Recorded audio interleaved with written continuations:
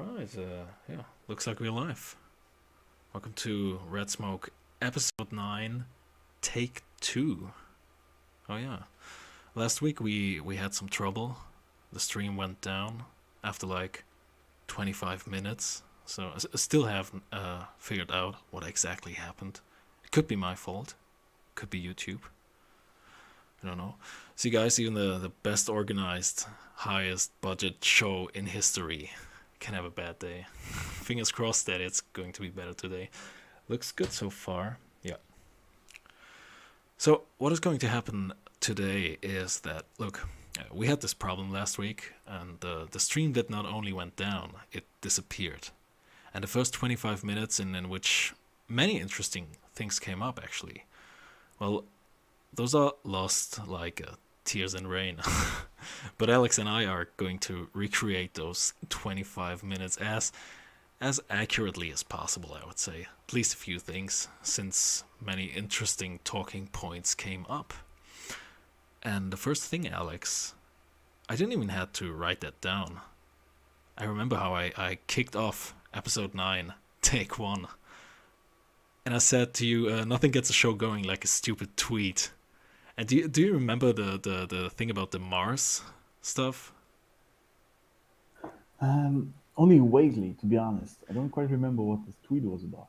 Yeah, that's the funny thing, because I was thinking about this a few seconds before I started the call with you, and because there was this guy on Twitter who was so excited about this Mars thing, I was like, yeah, we have conquered Mars now, right?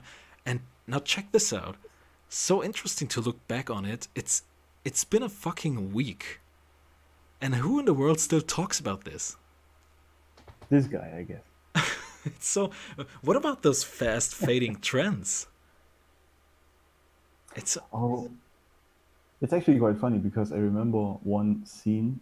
Was it a scene? Yeah, from Jordan B. Peterson, where he was. It's a bit off topic, but he was asked about some topic I don't remember and offending people, and he said, "Just stick to your word and wait 2 weeks, then it will be gone." And this is pretty much how the internet or pretty much media and everything these days works. It's a week, maybe two, that such things are interesting, and then they're gone again out of people's minds, which is kind of weird, but I guess it's how it is. Yeah, you know, the first thing I was just thinking about was, I remember watching the reaction videos from the Joe Biden election in New York City, right at like Times Square in Manhattan, where people were going out of their houses and then a car parade, celebrating like a huge party in the streets, and it's all gone now. It's so interesting to see how easy it is to make people feel euphoric about something, and how fast that almost instantly drops. Yeah, I don't know why that is, to be honest. I guess people are just very like sensational, and Yes. something that triggers the emotions, especially like things like Biden or catastrophes or something like that, that really keeps them awake or even thinking about it. And then, however, they notice pretty quickly that this has really nothing to do with their life and changes it in any way. Yeah. And then they keep proceeding as always. And this is gone again. I guess this is, they just cannot make the connection that these things don't influence their life at all. So there's no like point in going crazy about it in the first place. But they notice it pretty quickly, like a week later. You know, it's also a really, really good example. Actually, pretty nice, because we're a German podcast. Do you also remember, of course, when Germany won the World Cup in 2014, the soccer World Cup? Yeah. And I don't know about your memory. We didn't know each other back in the days, of course. But I remember people went crazy, like Oh, yeah. like really berserk. Like, it's the biggest party I've ever seen in Germany up until this day, really. And the next day, everyone went to work clothed in like black, red, and gold, and or the German jersey, very euphoric. And like 2 or 3 days later, everyone became like mundane again, like the same as Yes. boring life. It's so Yeah. It's so interesting to see how short that kind of happiness actually lasts. That's Yes. yeah. This is, I think, actually a great point you mentioned there, because I think this is true for this whole society, and especially consumerism Hmm. we live in. If you think about it, whatever you buy, these new shiny things, they don't last very long. Yes. Like in the dopamine rush you get from it. It's really just a very short-lived pleasure, and people just cannot seem to make the connection that this doesn't make them happy, like long term. Hmm. This is why people keep buying new stuff, even though it's boring after 2, 3 days or maybe weeks, whatever you buy. I don't Yeah. know. Yeah.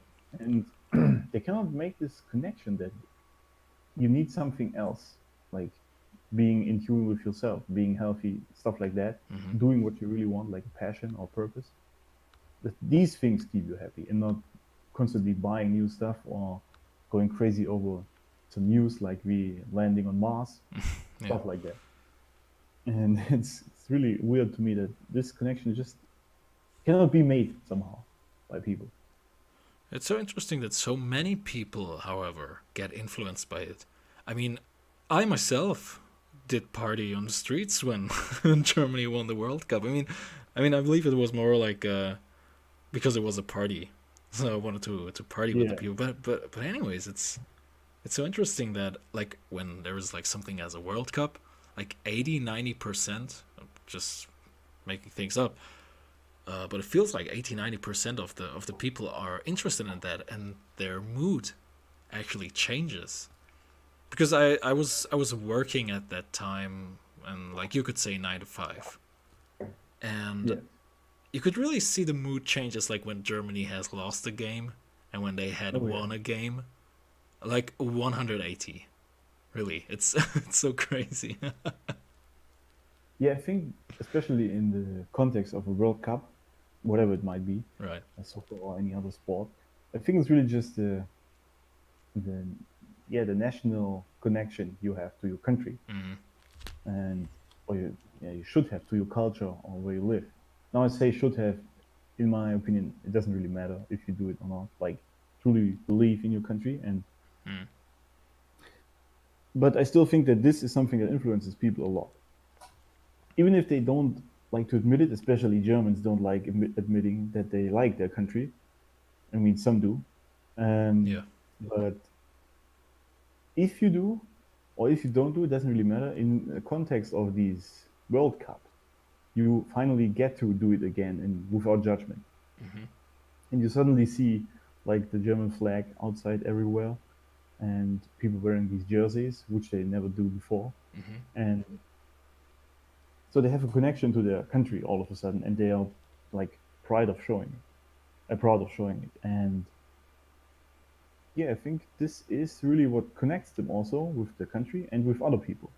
So they're finally like a huge tribe again, Mm-hmm. until like regular days set in again and everyone does their own thing.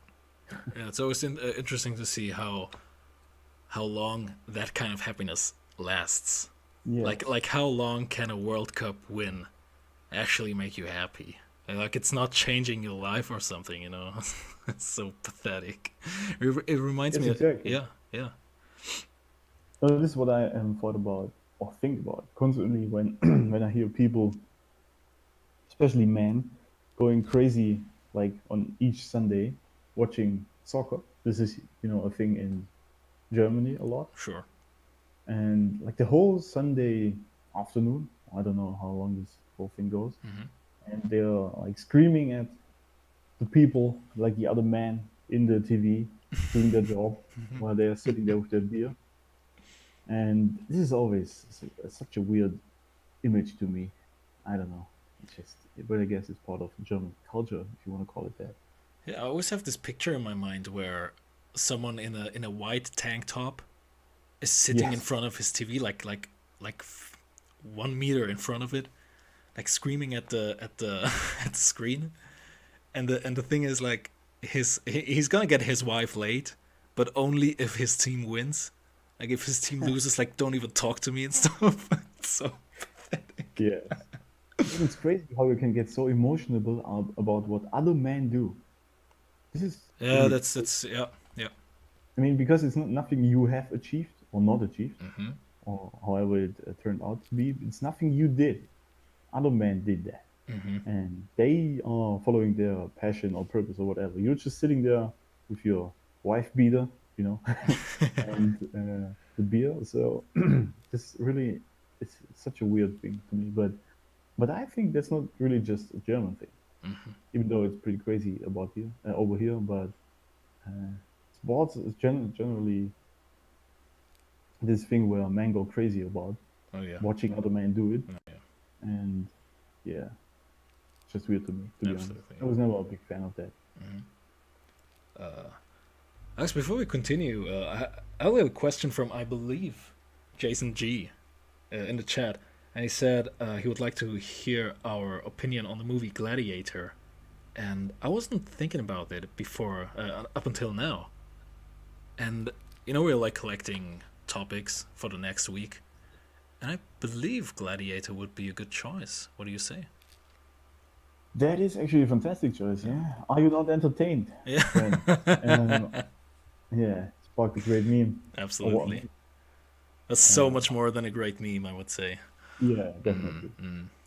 That's actually a good idea. Yeah. For some reason, this eluded me as well. This movie, even though it's a great movie, I wasn't especially I for our wasn't topic. thinking about it at all, and it's funny because I really connect this movie a lot to Troy, and we were talking Yes, about Troy so much yes. already. I wasn't thinking about Gladiator at all, so that's yeah. Thank you, Jason, for pointing that out. I think we're gonna do a stream on that soon.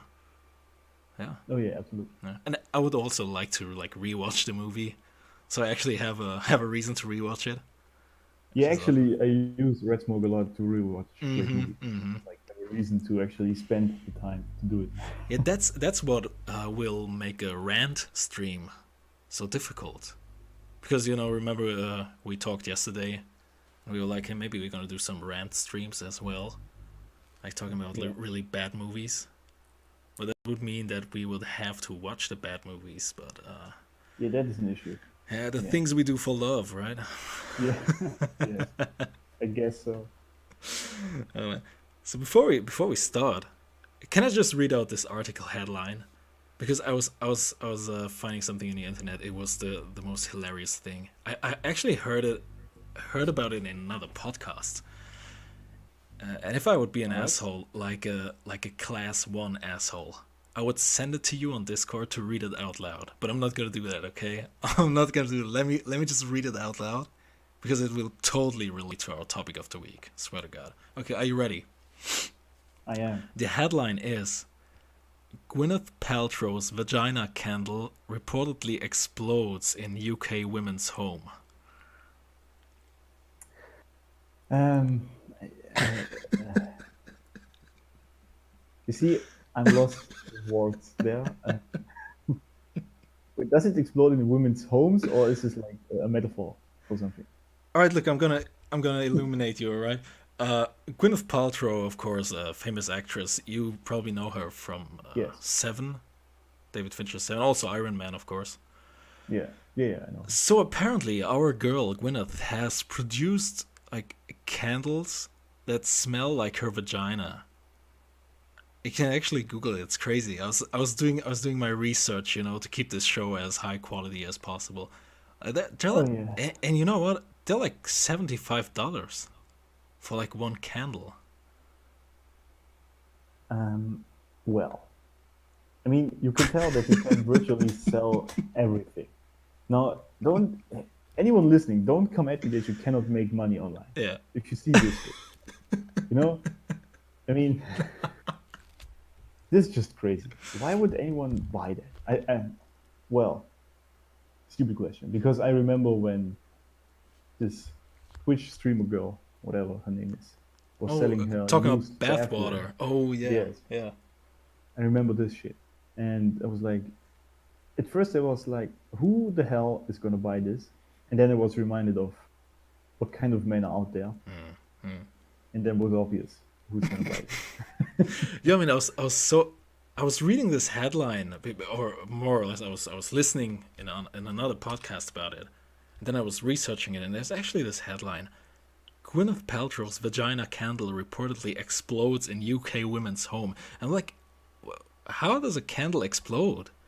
It's such a This is also it's such a cryptic such a cryptic headline. So yeah. yes, but it's also oddly specific. Why in UK homes? Do they not explode somewhere else? You know, the thing is, I was wondering. I would like to stay anonymous. I don't know if they want to stay anonymous. You know, coming out to your friends like, yeah, I'm I'm a vagina candle connoisseur. I'm a collector. It's like so. Oh, a collector. Yes, nice. Um, Oh, yeah. No, it's no, yeah, but there are actually the names in there from those people. Everybody who's that's listening, great. you can Google that. I'm not making this shit up. That's You see this people virtually telling everyone they have vagina candles, but then on the other day or at in the office rather, uh, they're concerned about privacy, and mm. laws and all of that. You people are just weird. Let's just summarize it like that. Because I don't know how yeah, but how do candles explode? I'm still confused about I it. don't know. I don't know. The problem is that the article doesn't really deal with that. The only thing I get is a quote from the owner, and she said, "The candle exploded and emitted huge flames with bits flying everywhere, like some like Holy some shit. like some some 15-year-old." I don't know. I don't know. Man, this is crazy. I'm also confused about the fact that UK women are buying this. Yeah, I don't know.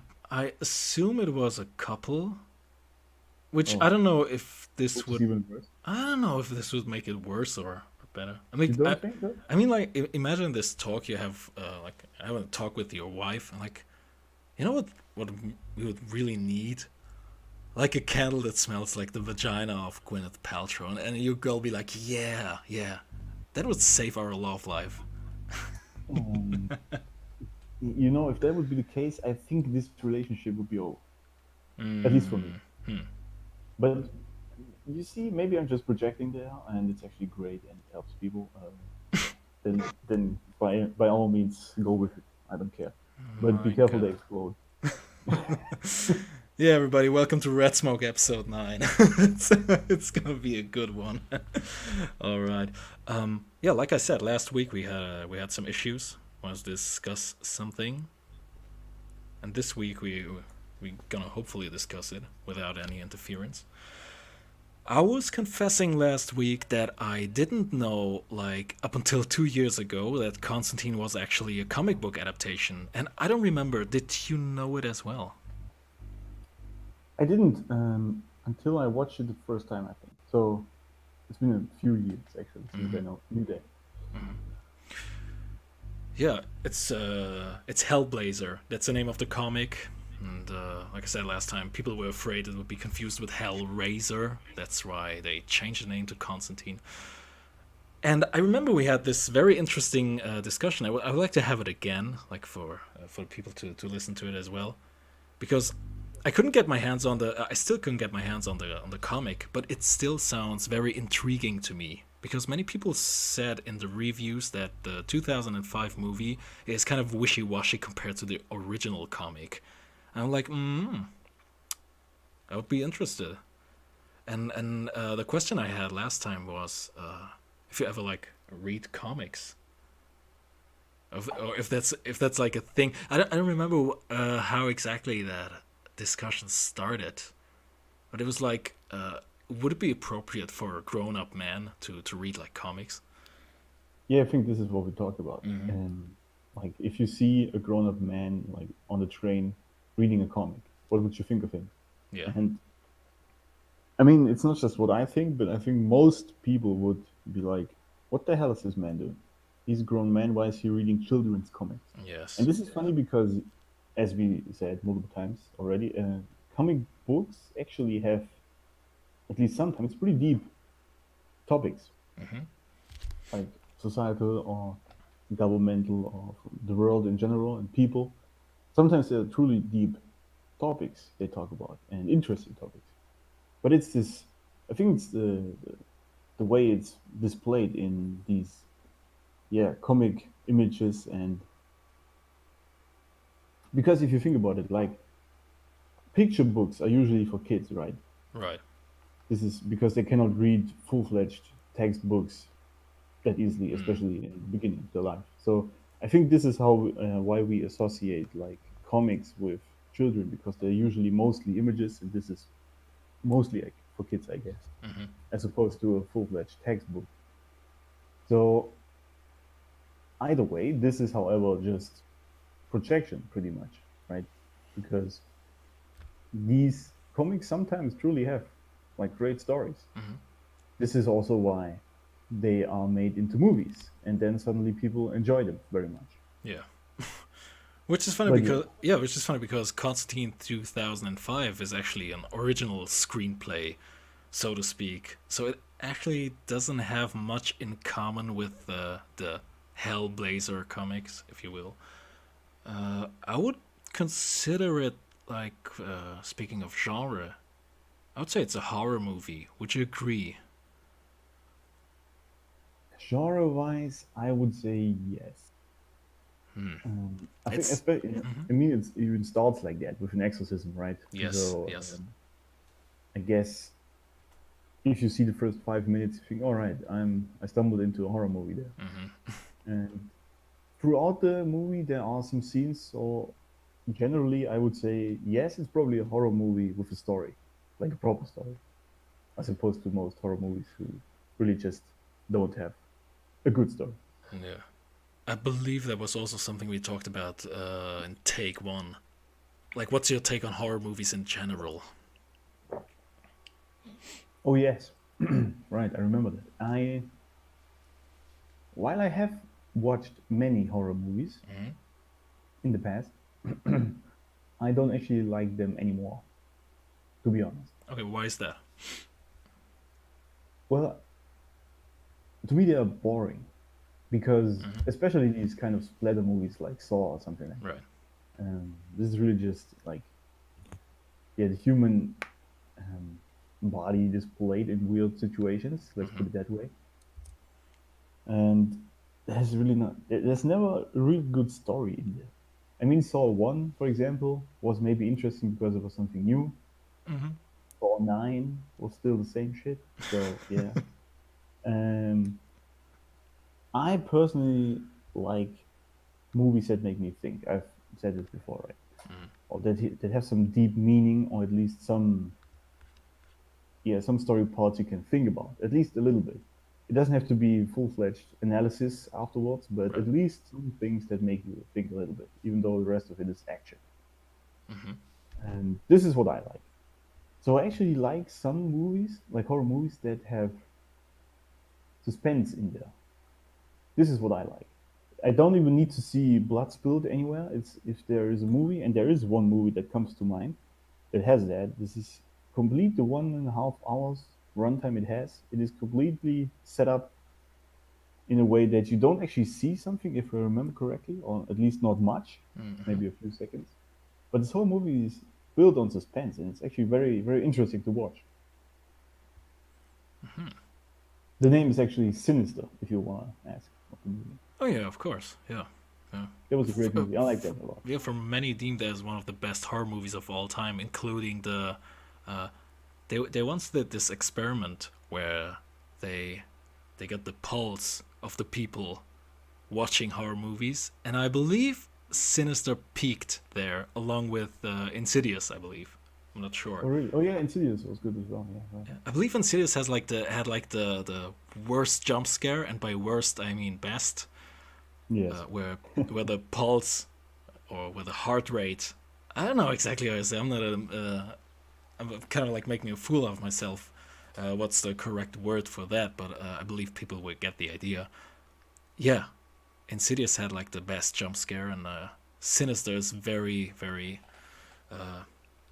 up at the top as well. Yeah, Yeah, horror. it is a Yeah. great movie, yeah. Mm-hmm. And I think both these movies you just mentioned, or you mentioned, Sinister and Insidious, they Yeah, have a story to it, right? This, I I think, agree. is what makes it interesting. I mean, people just like stories. We've established that, Mm-hmm. and especially even in a horror movie scenario, I still think this is very important. Yes. And I have the feeling like, especially with, I don't know what's your take on It and It 2.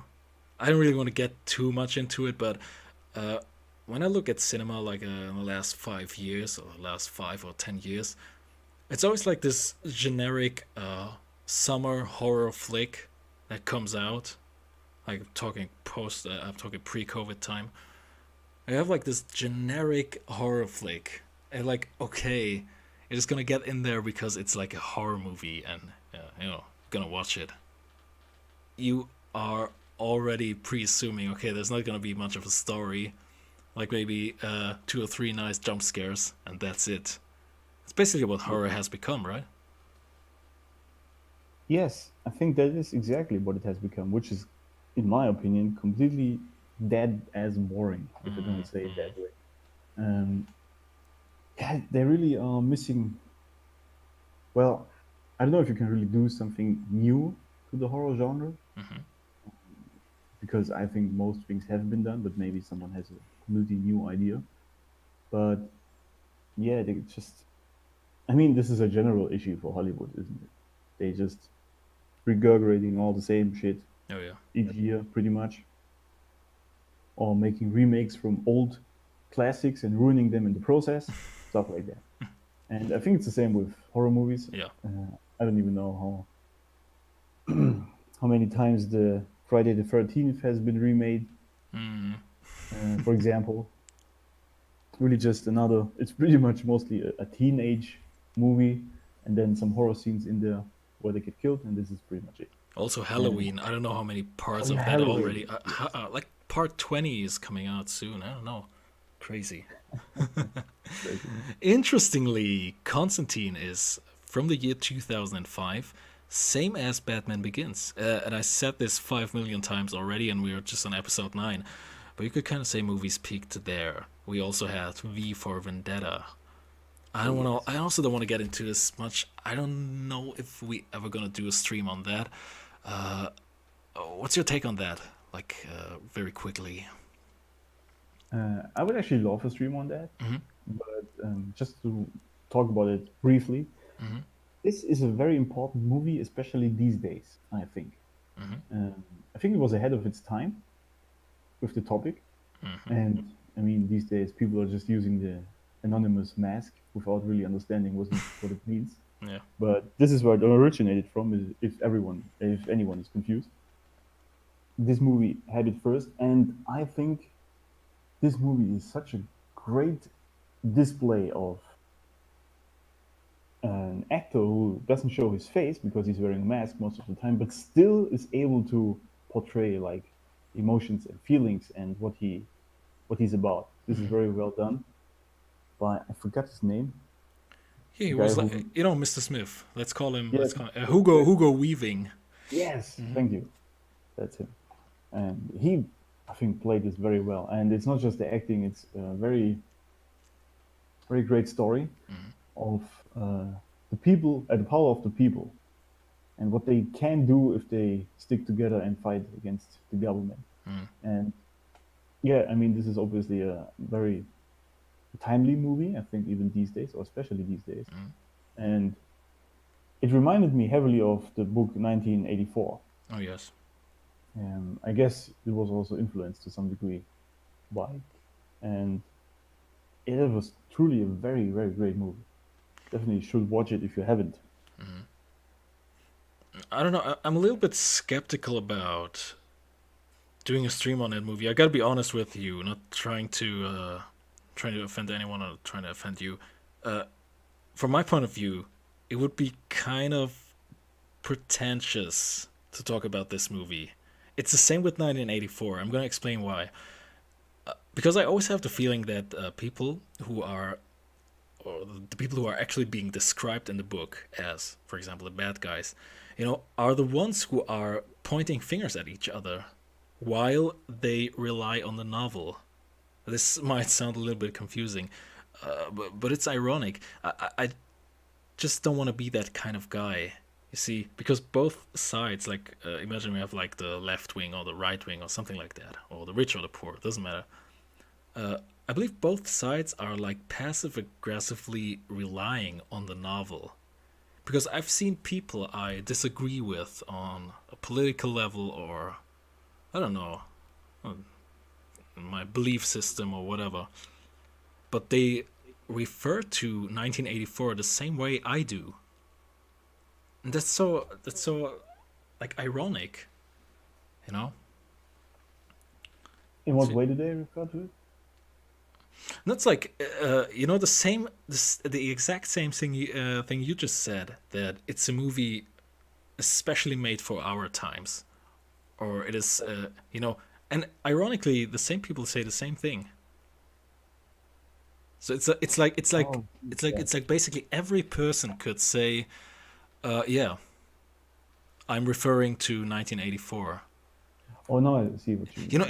You know what I mean. Both sides could say it, yeah. It's I believe something like Matrix, a movie that is so vague that it can be interpreted in so many ways that I believe everyone could be right if they would choose the right words. I believe.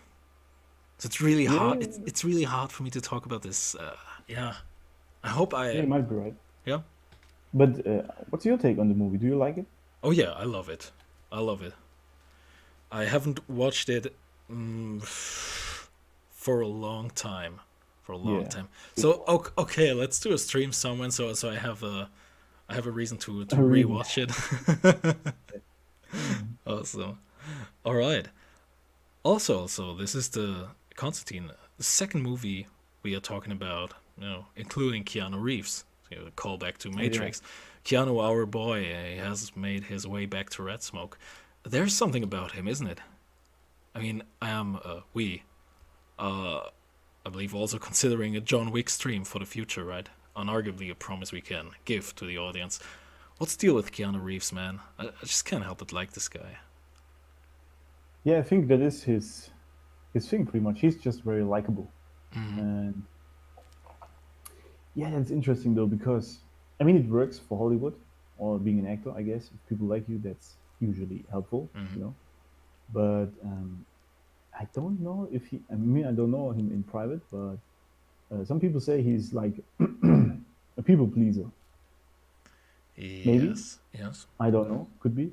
I'm not gonna judge because I don't know him, so that's pointless. Mm-hmm. But it's just what I heard. And however, he's just a person you just like seeing on screen. Yeah. I I think don't this know. is I don't know pretty true. what it is, man. It's so hard to get my finger on it. I don't know what it is, but I really like just like what you said. I really like watching him on screen. Yeah, Huh. and especially with John Wick, he went really into the stylish, good scene of Mm-hmm. masculine movies, and that's really what I enjoyed. John So Wick are great movies. so what do you say, like Keanu with a beard or without a beard? Hmm, that's a tough one. Um, nah, I actually like his newer look better. To be honest, the longer Mm-hmm. hair and beard, I just like that. That fits him better, in my opinion. Yeah, But because I'm. still, watching Constantine was quite interesting, or rewatching it rather. Mhm. Seeing him like shaved with short hair and a bit younger, even though you don't actually see his age. Um, Still, it was interesting. He can wear this quite well. Mhm. Now I also remembered something else, and it was like a spontaneous hot take I had last week because I was saying that Constantine is the better Neo. I don't know exactly what it was I said. Some kind of Constantine is a better character than Neo, or Constantine is at least a character. and I Yeah, we, and yeah, yeah, and I also remember at this very moment the stream went down. So fingers crossed, everybody. Um, yes, but yeah, it was like because I was realizing in that moment that in the Matrix when you have like Keanu Reeves playing Neo, this guy doesn't really have any character like in the movie. And like what are his character traits?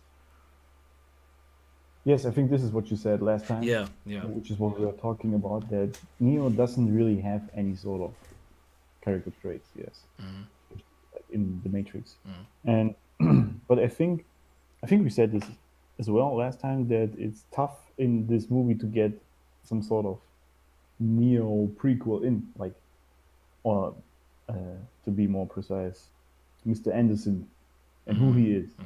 in the beginning. So if you think about it, if the Matrix would start with 50 minutes of introducing Mr. Anderson, what he does, like, carry out his garbage, as Mr. Smith says it Yeah. quite well. I don't know if it would work for a movie like The Matrix, but generally you are correct. He doesn't really have some sort of character traits except for being a PT nerd. Yeah, because when I think of the character of John Constantine, Yeah, what do you think about? What is like the first thing that comes to your mind? yeah, he is that kind of douchebag. Yeah, yeah. Absolutely. Smoking, badass, like something like that. Yeah, Yeah. yeah. It's so funny. I remember this one scene where he's told from the doctor that he has cancer, like stage 3 or something, lung cancer or something crazy. And the first thing he does is lighting a cigarette. And I think the doctor says, "Now that's gonna help." And I don't know exactly what he says, but something like, "Why does it matter now?" or something like that. Yeah, yeah. And this, I just like this sort of, yeah, this mental state of he's just not phased by things, you know. He just does his thing either way, whatever it might mean. He's not even very shocked about the cancer itself, which is part of the whole story that he was dead already and he was in hell. Sorry, spoiler. Um, yeah, I mean, if someone hasn't watched Constantine, this is going to be a tough stream for you, obviously.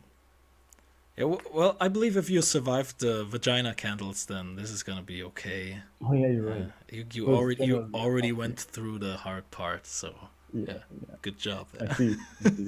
Yeah. No, but I think this is also great because he already. This is an important thing actually, which I teach also a lot or talk about a lot.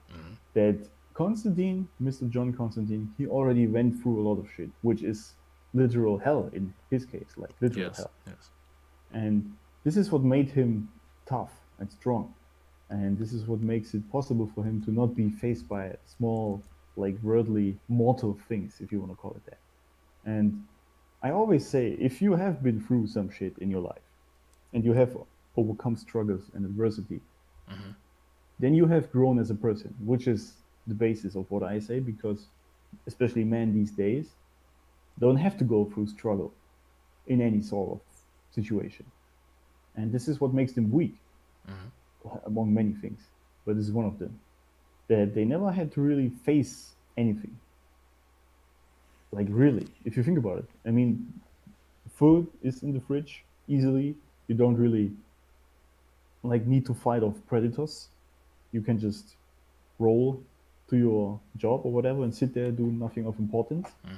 And you don't even need to have like you don't even need to be prepared. You don't even need to have a body that is capable of fending off someone if need be, even though I would recommend you do. But generally in our sanitized society you don't have to. And this is, I think, also why we look up to these kind of characters like John Constantine, because you know he is a strong man because he has been through some shit. And this is true for any hero story ever. Any hero ever needed to overcome either himself or other obstacles, or both in most cases. And through this, he became the hero. And this is what I like about these movies because it shows, or it should show, man, what they should be doing, but then they just keep doing the same shit over and over again. Would you consider John Constantine what many people would call a badass? Yeah, I think so. Yeah, I Yeah, would say yeah, that I wanna, because yeah, I mean he's literally fighting demons, like literally, yeah, and he's very chill about it. And how he does it is also very funny. And so I think yeah, because there's always like an easy an easy joke or sentence coming off his lips when he does it. And yeah, I think he's a badass, absolutely. He doesn't even feel like the devil himself. So this is, I mean, a testament, isn't yeah, it? absolutely. Did you know that? Speaking of heroes, and this is gonna be a tough one, but if you go on the IMDb page and you look for Constantine, like where it has a rating that is way too low for its kind, there's a news headline for Constantine, and it came out like 1 week ago. I shit you not. Oh, really? Constantine reboot coming to HBO Max. No. No, but no. I haven't even started. Constantine reboot coming to HBO Max from J.J. Abrams. Mm. Like, I'm like, why can't I escape you, man? Why Yes. is he constantly trying to ruin my my favorite stuff? It's really pissing me off, man. Yeah, that's of course it's J.J. Yeah, of Abrams course, yeah, again. yeah. It's a Oh man, this is shout gonna out Abrams. this is gonna be an interesting one, of course. And I think like Is it though? yeah, I mean entertaining at least. Oh yeah, I hope yeah, so. I guess so. Actually, the director of Constantine 2005, Lawrence. I don't recall his first name. It was his directorial debut. Was his first movie, and it was impressive. Oh really? After that, he made movies like I Am Legend. So it's definitely someone I'd say, yeah, did a good job there. Yeah, I absolutely. mean, It was for actually for first movie, it's so also very gorgeously shot. yeah. I was gonna say that it's very well shot this movie and very beautiful actually in the shots it has. So for the first movie, yeah, that's really a great accomplishment. And I never even it never occurred to me because I was watching this movie like four or five times in my whole life, and like last week when we originally planned the stream, a few days ago, I was rewatching the movie, and because I couldn't find any like behind the scenes stuff, and because it's Warner Brothers, I was like, okay, Yeah. I'm gonna do like some screenshots from the movie which look pretty. I'm gonna put them up on the stream. I was like, that's a beautiful movie. It's like a well shot movie. And the only thing I could always remember was this like this depiction of hell, a lot of Yeah. CGI, but it's actually even good CGI for like 2005. They're pretty good effects there, gotta say. Yes. Absolutely. I remember this one scene when he talks about his death. Mm-hmm. Wow. This is such a great scene. Actually, you need to look it up, guys. On YouTube, I guess it's on there. Just very well made when he's in that ambulance and the Mm-hmm. camera zooms out of the car and the whole situation or the whole scene merges into hell and how it looks like. This is so Yeah. well shot. I really like that scene a lot, and this really stuck in my head. Really, this scene. And you are right. The CGI is actually very great for It that time. aged good. It aged good. Yes, Yeah. and hell is quite interestingly displayed. I think Hey, it looks. what's your take on that? Because it looks like a nuclear like a nuclear desert, you know? Yes, pretty much. Like Pretty nice choice. yeah, I think it looks like, especially with the wind constantly blowing there and blowing Mm-hmm. these things apart, it looks like there's this nuclear blast happening constantly, pretty Yeah. much. Um, it looks really cool. I like the take on that on hell. Very It really looks stylish as well. yeah, very stylish. Yeah. Absolutely. Yeah, it's Germany's smoothest voice and the monarch architect Mr. Self Conquering clap for the Wolfpack kids. It's a great morning from Germany. It's like 4:43 a.m. Have a sensational night in America, wherever you are. Welcome to Red Smoke, Berlin City Soul Paradise. Yeah, I really like the atom bomb analogy with the hell. I got kind of a stupid question now for you. What's your take on smoking? I mean, we gotta talk about this since Constantine is like a chain smoker. It's such a stupid question. It's like, what's your take on rain and snow? Well, it rains, you know. But I never had a chance to ask you though, even though we know each other for we've known each other for so long. It's not particularly the thing you ask someone directly. I mean, you can ask, "Do you smoke?" and it's like, "Yeah or no." But I think it's appropriate. I mean, our show is called Red Smoke, so yeah. Yeah, that makes sense. Well, I smoke cigars, Mm-hmm. so I mean it's not the same as cigarettes apparently, Mm-hmm. but I think it's yeah pretty similar. Yeah. Um, well, for me, it's cigarettes. I just don't like them. I don't like the taste at all. Mm-hmm. But personally, when it comes to smoking, yeah, well, I think it's to each their own. And I think I know that if you like chain smoke a lot, that you increase the chances of cancer, and I get Mm-hmm. it. But I think there are, in my opinion, much worse things you can do to your body, which people do literally every day. Mm-hmm. Like especially when it comes to food and not moving at all, not seeing the sun. I think this is actually worse than having like a few cigarettes a day. Mm-hmm. I mean, if you go crazy and smoke a whole pack a day, that's something else. But Yeah. For example, I don't smoke cigars that much. It's usually like one or two a week, maybe. I think that's totally fine. But in the end, it's up to you. But it still has this sort of, yeah, it has an image to it. And Yeah. someone who smokes is just cool for some reason. We just, yeah, put this on Yeah, I someone. need to talk about Madman or something like that, Yes, Madman is or another those example. 40s noir movies, and I think they wouldn't be the same without cigarettes. I don't know why. It's just yeah. It's such a stylistic thing as well. It's also a little bit like I don't know. We could talk for ages about what a cigarette actually means in media or in storytelling. Like when a person smokes a cigarette, there's so many ways you could interpret in that simple, act, more or less. Yes. Like we already briefly touched upon the fact that John Constantine is kind of like a douchebag, like I don't give a fuck person, and smoking kind of gives you the image of that, you know. Everybody says smoking is bad and you shouldn't smoke because obviously it is unhealthy, but you kind of don't give a fuck, and that's exactly what John Constantine does. So it's kind of like mirroring his character. Yes, absolutely. I think it's actually an important part to his character, even in the movie, that he does smoke because it gives this vibe of he just doesn't care about all these things, Yeah. which is, as you said correctly, there a big part of his character. He just doesn't care about what other people think, and I think this is also an important trait to have as a man. Yes. Um, People look at me weird sometimes, but when I say that I really don't care what anyone thinks about me, including my own family. Might sound weird to some people, but it's not that I don't care what they do or want me to do or etc.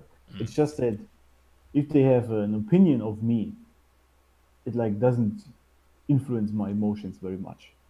And this is what I think is important for many men, or should be, because it helps you to keep on your mission, or to be on your mission, on your Yeah. purpose. And yeah, this is also true for John Constantine, in my opinion, because when the doctor tells him he has cancer, and it doesn't bother him. He says, "Well, maybe I die today or tomorrow. It doesn't really matter. He's just gonna do what he's always been doing and what his purpose is and his mission." And this, I think, is an important mindset. But it makes him look like, yeah, like an asshole, because I think this is another thing. Um, Humans work in patterns, right? Yes. This is really hard, and our brain is a very great pattern recognizer. And this is also why psychopathy works so well, because it just means that you don't work in patterns and people cannot anticipate what you do or are going to do. And if you just don't adhere to these social stigmas or people telling you it's unhealthy, you just do what you want anyway, then people either, or both things, people are confused by it and maybe don't like it, but they are also very intrigued what kind of a person you are. They never know exactly what you do Yes. or want to do. And I think this is also true for Constantine there, because nobody really understands what he really wants, what he's doing. They just see him as that guy who's fighting demons and smoking cigarettes all the time. And but what he's really up to, what he's doing, what he wants, nobody really knows. And this is some sort of mystery that's always very interesting, especially for women, but also for other people. Yeah, kind of like say he's so much focused on his purpose, or in his case, his motivation to like avoid hell, like trying to Yes. buy his way into heaven. And it reminds me so much of, ironically, a religious person, or especially call him an anti-religious person, to be honest. The Martin Luther, when he said, when he was asked, "What would you do if the world ends tomorrow?" and he said, "Well, I would plant an apple tree." Yes. Yeah, I don't give a fuck. I'll like continue the way I originally intended. So yeah. Yes, but I think this is very important and actually a very healthy way for men, especially to live. Mm-hmm. I have noticed, and I've said many times that I truly think that the purpose, yeah, like your purpose, your passion, what you are, the legacy you're trying to build, Right. needs to be the number one thing in your life. Everything else comes second, and I stand by this. Um, People don't like this, obviously, because they think that it means that you just ignore your family or ignore people in general. But I don't think that's the case. It just means that when you have to make a decision, which very rarely truly comes, then you choose for your purpose. And there are different types of people. Obviously, John Constantine, he just goes with his purpose no matter what. He just doesn't care. This Yeah. is his own thing. And I mean, it would make sense trying to buy your way out of hell into heaven. I mean, obviously, you spend every waking minute to get there, right? Because you don't want to live in hell, obviously. So it makes sense. And however, for most people, because they think if they only follow their purpose and, for example, skip a day with their family and work on their purpose instead, this makes them bad men. And I disagree greatly with that. I actually think, Stefan Arnio said this in his book, Hard Times Create Strong Men. He said there's a difference between being good at being a man and being a good man. And the difference, for example, is being good at being a man might just mean you do whatever you need to do and you don't care about anyone else. You just don't care. And this is also some sort of psychopathy, because manly traits itself are just that you focus on these things no matter what, and you just don't care, right? But a good man can also be a man who follows his purpose or his passion all the time, but he also has time for other things. And I think the good man term is very stigmatized in our society, and this is tough for many to reconcile for themselves what they deem a good man, because I think this is up to anyone else, everyone else. What they think about it is really, you have to choose for yourself what you think makes a good man. And being good at being a man might just be like the tribal leader who goes out to fight and doesn't care about anyone, like women, children, etc. He just does his thing. Then you are good at being a man, because this is what you do as a masculine, or a male rather, of the human species. Right. But if you want to be a good man, then this is up to you what you do with your life. Very interesting take. Also, what I just realized is, because you said that Constantine as a male role model, it's just like on his purpose, you know.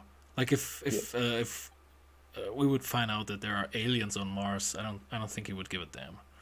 Like Yeah. put on a cigarette and yeah.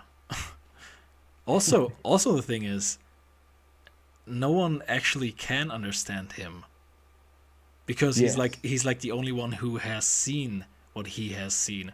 It's like as if I would tell you, yeah, I have seen God's face, or I have seen hell. Actually, like that's not something anybody on Earth could understand. Do you think that is something that makes the character even more sympathetic? Because do you personally, or do you think many men nowadays are feeling like alone or not being understood? Like feeling like they have seen something no one else sees? I think there are two things to this question. Okay. The first is,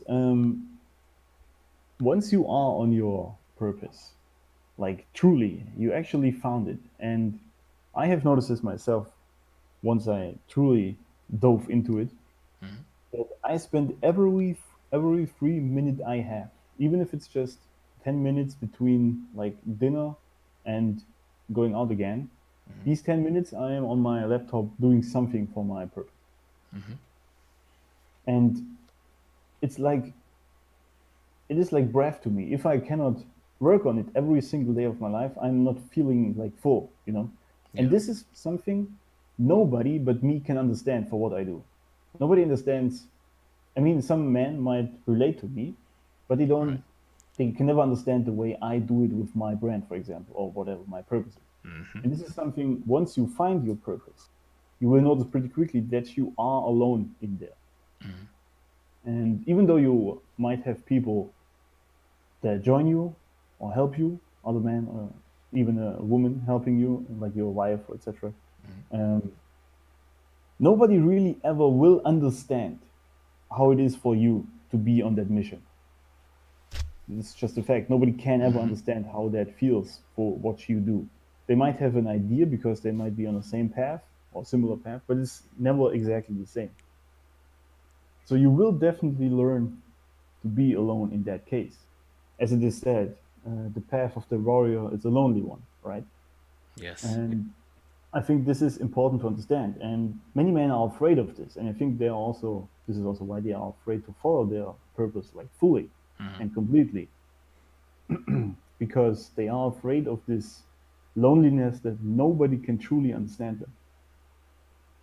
And with Constantine, for example, it is actually literally the case that Mm-hmm. nobody can understand him, as you said, because nobody has seen hell and they don't even believe in it.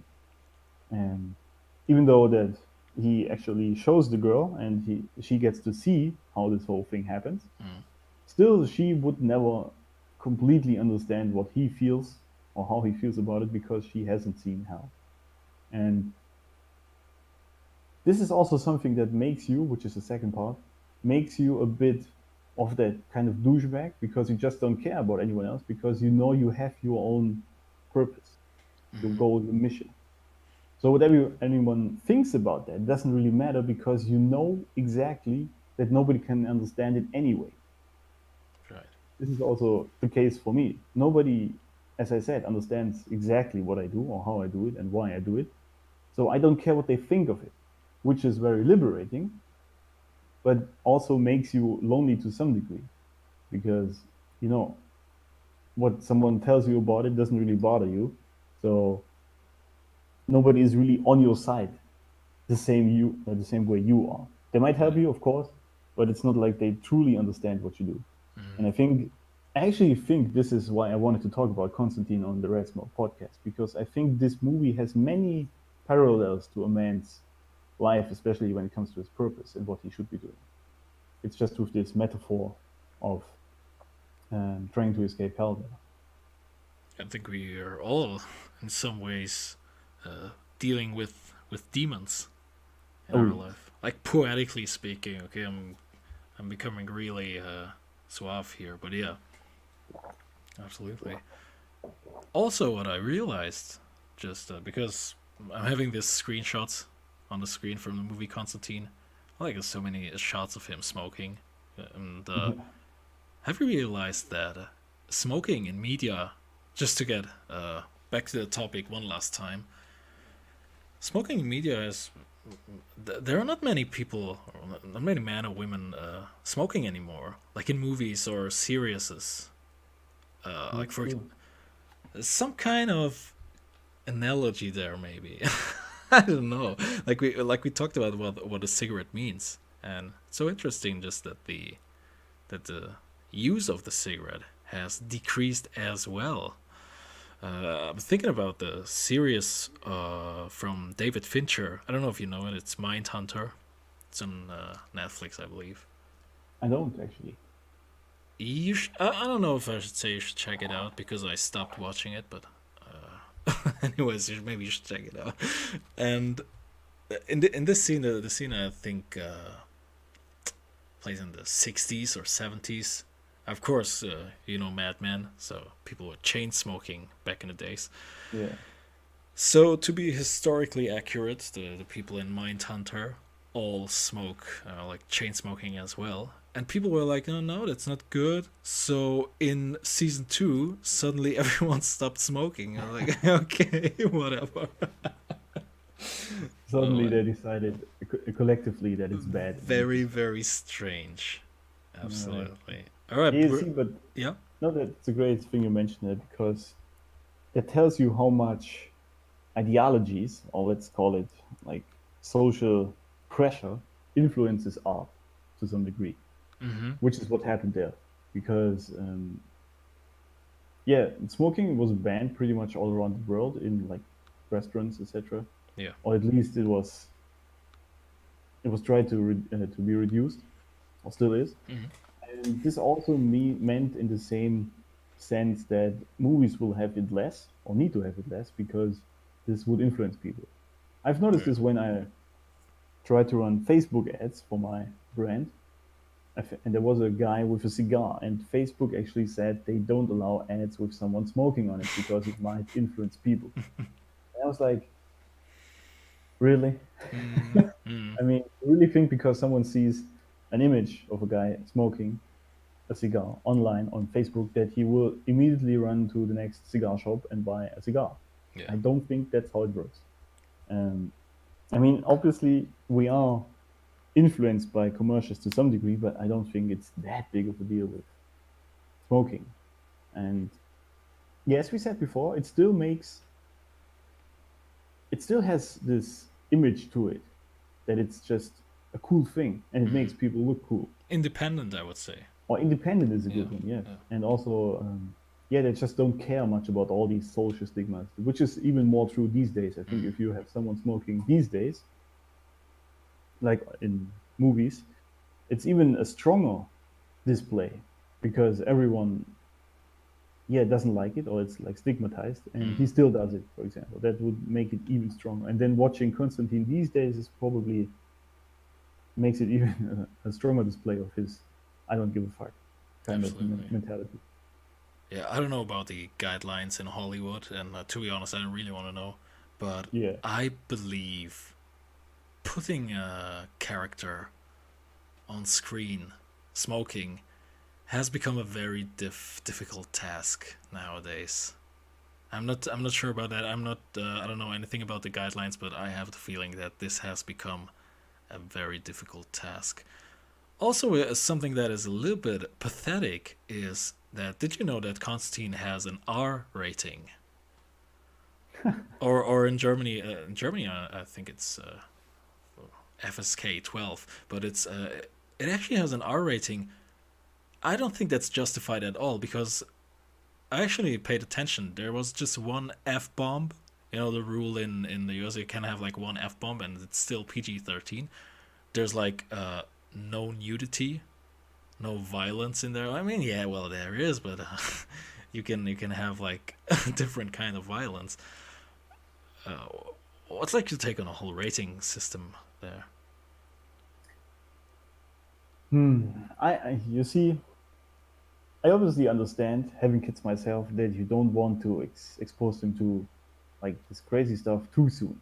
Mm-hmm. However, if you think about it, this is also another great thought I recently had. When does a boy really become a man? And I Mm-hmm. might strive off topic a little bit. I will get back. Don't worry. Mm-hmm. Um, and because if you think about ages, especially in the US, for example, you're allowed to drive a car no matter how many horsepower it has at the age of 16, but you're not allowed to drink a beer until you're 21. Right. You're not fully legal, I think, to you have to do law stuff until you're 18, something like that. Yeah. And there's another big step at I think 14 or 15. I don't quite remember what it was. Mm-hmm. But the age is all over the place with these things. And it's also not true in the whole West. For example, in Germany, you're allowed to drink beer at 16, but you're Mm-hmm. not allowed to drive a car until you're 18. So these whole things are completely weird and completely like all over the place. Yeah. And I think it's the same with these rating systems. And people just don't know how to put this in like numbers, for example, age numbers, um, to make it suitable for the audience. Because I think the age is really just a number, and your mental age is not dependent on that. It's really how you were raised and what you experienced that makes you, for example, Mm-hmm. age to some degree. And especially when it comes to men, I think to finish my sentence there, I think a boy becomes a man the second he takes responsibility for the issues in his life. I would agree. Yeah. Yeah, whatever those might be, and it doesn't even matter if they are inflicted by you yourself or other people, they are your problems. And as soon as you take responsibility for them and try to fix them, that is when you become a man. Before that, you are a boy. Mm. And that means that there are 60-year-old boys out there. definitely. Absolutely. Yeah, yeah. And this is also why I think these sort of ratings for movies are kind of weird, to be honest. I mean, there are obvious things like the like R rating with nudity or almost having porn in there or Yeah. like gore and stuff. Obviously, this is not for children. But like with the, for example, in Germany, the 12 and 16 and 18 Yes. discerning there is kind of weird to me because, yeah, I don't know. I don't even know what exact guidelines they use there Mm. to choose that, but especially Constantine being R-rated is very weird to me because I was surprised. Yeah. yeah, it's not really that like tough of a movie. I wouldn't Mm. say that. Mm. Also, I would argue that you can have like a mature R-rated movie and an immature R-rated movie. You know, Oh yeah, same goes for PG movies. I mean, for example, like Lord of the Rings is PG-13, but it's a very mature movie. And yeah, for example, like Deadpool is R-rated, yes, but it's like complete crap. It's a very immature movie. I think more kids have seen it than adults. Even though I'm not yeah, for sure, sure. I'm not sure about that actually. But yeah, Yeah, it might be. that's not really saying much Yeah, I as a think like these rating. ratings are really mostly about what you see there, like Mm, visual, mm, and not really what the movie is about in itself. right. Which, especially these days when there are very deep movies or like even emotionally or mentally taxing movies, which exist obviously, then there should be a different rating. But I don't want to give them ideas that they put even more guidelines or restrictions on rating movies. It's Absolutely. already crazy. Yeah, movies should now only be like non-offensive spectacle with no depth of intelligent writing because like clearly kids can't handle anything more than that. It's like really Yes. simple like that. Like that's the good boy and that's the bad boy, right? Yeah. Yeah, pretty pathetic Absolutely. actually. Absolutely. Yeah. All right.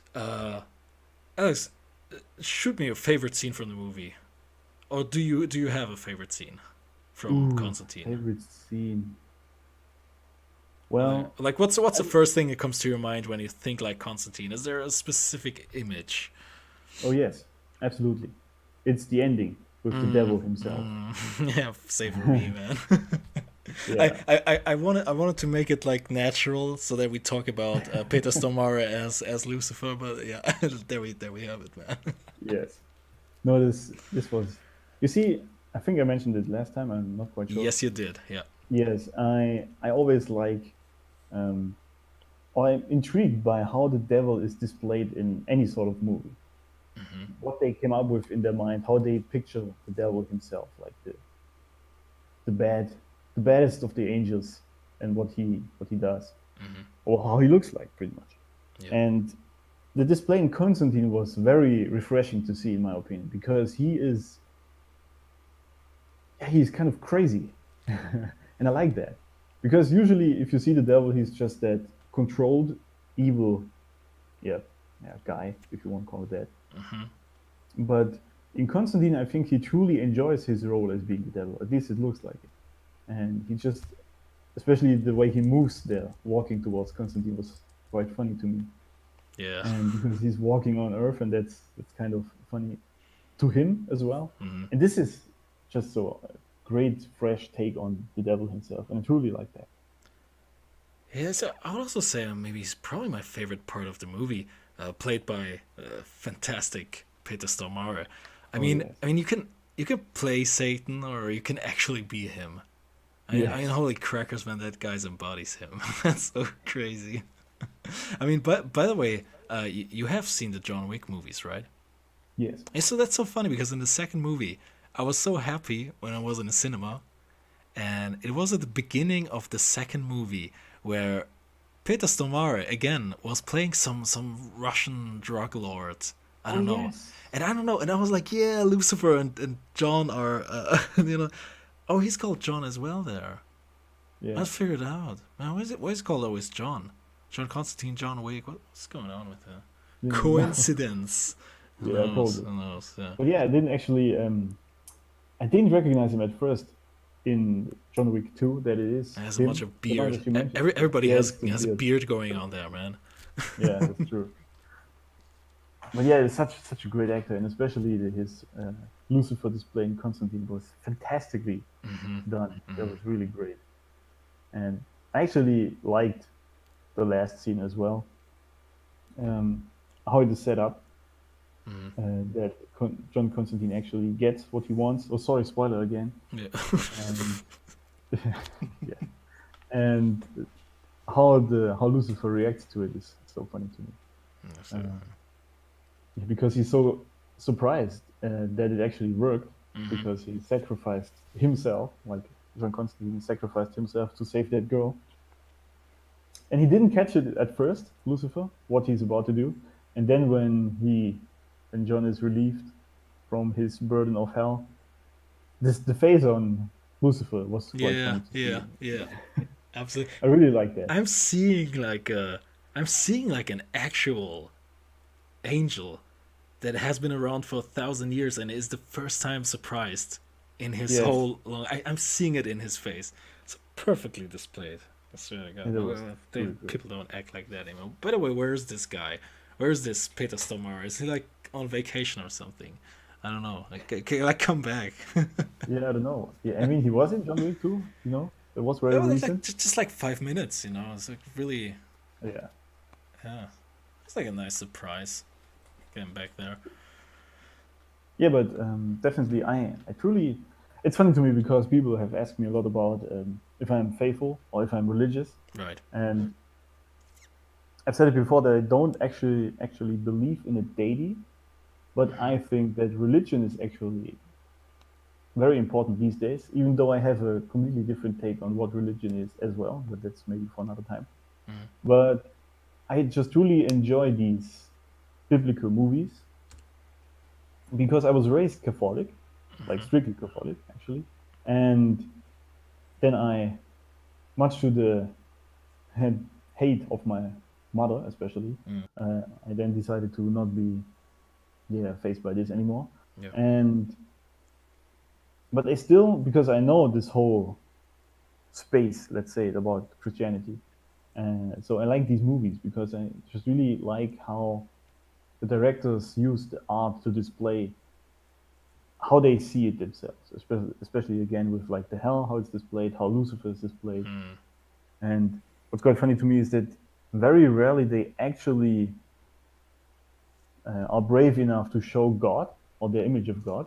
Yeah. You see this very rarely. It's not happening very often. And I think, which is funny to me, every time there actually was God displayed, I think it was a black guy.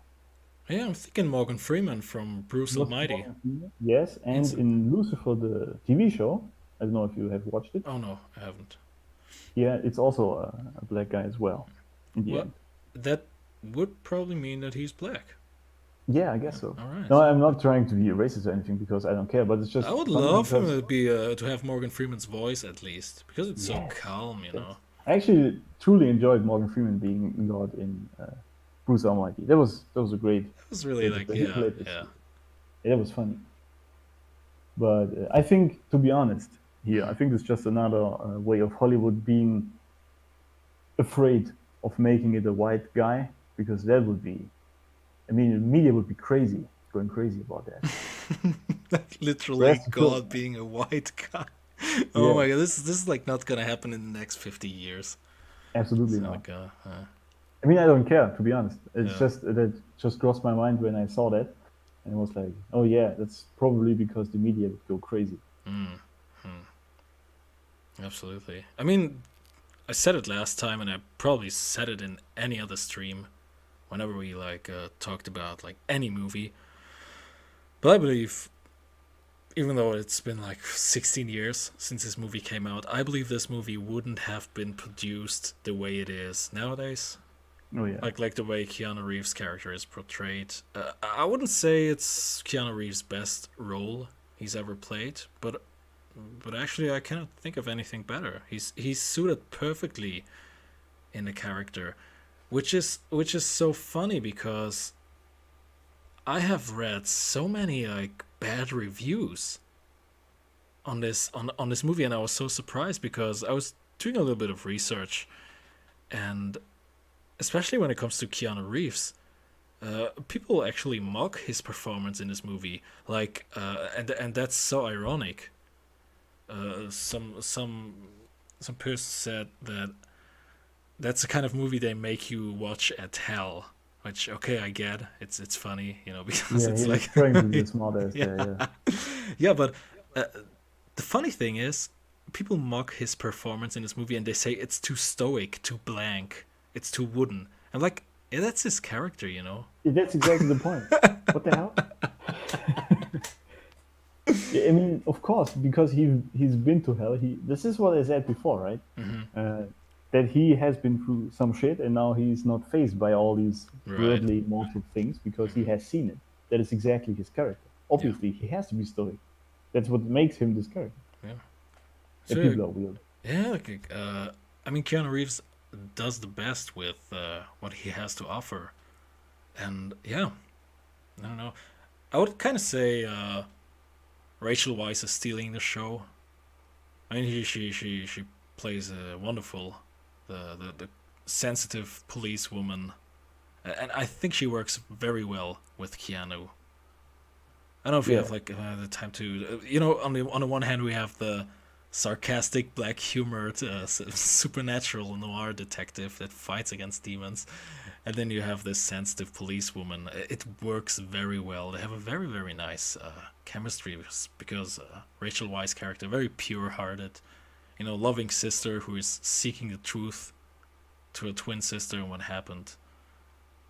Yeah, very very good chemistry there. Oh yeah, I actually like this very much. That she is pretty much the counterpart to him, like in everything. And it's also quite funny displayed many times. And I remember this elevator scene when he is in the elevator and she's running towards it, asking him to. Oh I yeah, don't know yeah, exactly what she says. yeah, yeah. Maybe you can recall it. I don't know exactly, but pretty much she's asking him to hold the elevator, hold the door, pretty much. But he says no thanks or something like that, and just, Yeah, yeah, just drives on without her. And this is again the attractive douchebag, right? And just the, the counterpart to her. But it was a very funny scene actually. yeah. Yeah, I think they complement each other so well. Yeah, And the same way we don't get a male protagonist like that, we don't get like a female co-protagonist like that as well. I gotta say, because it was very. I mean, Rachel Weisz, of course, it's as from personally eye candy. I gotta say, yeah, of but course. it's also very. It's a really huge counterpart to what many women are portrayed nowadays in movies. I mean, we did a Oh whole yeah, stream on that thing, and yeah, very feminine, very pure-hearted, sensitive, very nice attributes. I say that you don't see very often anymore in modern media. it is the funny thing, especially because she is actually a cop, right? Yes, So yes, immediately, what comes to mind to Hollywood producers these days, if they have a female cop, is that she needs to be tough and like almost stoic as a woman and like a lot of masculine traits. yes. And in Constantine, yes, she is a cop and does her job very well, but she's very feminine in doing that. And this is really a great thing you mentioned here because you see this very rarely these days. I agree with that. And this is especially so refreshing because she is this like complete counterpart to him, to John Constantine. Yeah. And this works so well because she is very deeply feminine. And I think this is another great display of the polarity of the genders as it should be, Yeah. And a very strong, powerful, and almost too stoic, I say almost too stoic John Constantine, and a very sensitive, feminine, and yeah, as you say, pure-hearted woman as his counterpart. So this is very. I enjoyed this as well as them being. I mean, they're not really a couple there, but I enjoyed that a lot. Yeah, they have so much chemistry, and I'm so grateful that they didn't put in like a romance in there because Yes. I believe it wouldn't fit with the narrative. Like Yeah. having Constantine in the end like propose or some bullshit. It wouldn't fit his character. It has a very good ending, I think. Yeah, I think so as well. When I think she walks away from him, isn't it? Yes, that's the Yeah, ending. I think this way. But there's definitely no romance in there, and I like that because, as you said, it wouldn't fit at all, especially to him, to his character, because he just doesn't care about these things. He has other things to take care of, Yeah. and it's funny though because we anticipate this or expect it rather these days in Hollywood movies that when there is a male and female like character, main character, then eventually they usually end up together. This Yeah. is Yeah. in most cases, I would say, in movies these days, this is the case. So, and I think this is sometimes so brutally forced that it's just weird to watch. And I was so glad they didn't do it with Constantine. I was afraid actually the first time I watched it that this might be happening in the end. So I was very glad they didn't because that would have ruined it to some degree. Yeah. I agree with that. Would you say that because, like I said, I have like a few little notes here to Sure. to get some stuff, and I wrote down that Constantine lacks humor, but I think that's the very thing that makes him so like funny. That's what gives him humor. This, he's like, do you know what I mean? Yes, I It's know like, what you mean. yeah, it's And yeah. I have actually experienced this in real life with a bunch of men I know. And it's funny. Sometimes you sit across them, talk to them, and they tell you a story, which is funny, but they don't like have any mimic to fit it. Like nothing. There's nothing in their face moving, and or in them rather. And this in itself is just funny to some degree. Yeah, You yeah, listen to the story they are telling, and they are not moved by it at all. And this, I think, is a form of yeah, I don't know, humor that is very rare. And I don't know if there is a name for it, maybe, but John Constantine definitely is that kind of guy. And yeah, if he were to tell any story or talk about anything which is funny, he wouldn't lose like a smile, yeah. and that would be funny in of itself, I think. So Absolutely. yeah, while he's lacking humor in itself, like he's not telling jokes or making fun or anything, sometimes he has, I think, some funny scenes. I can't recall one now, but I remember there was a bunch of funny scenes. For example, the one in the elevator. Yeah, yeah. It works. It's pretty mature humor. Yes. It's not like your mama jokes. Yeah. It's very natural. I'd say. Yeah. I mean, Yeah, yeah. imagine him being like a giggly bitch that just wouldn't fit, right? He would make Absolutely. jokes and then laugh about them himself. That just doesn't fit his character at all. He's that stoic guy, so even though some things he does are funny, he doesn't laugh about it, and yeah, that just fits it. Yeah, I think we have the giggly side character. By the way, Shia LaBeouf is in this movie, man.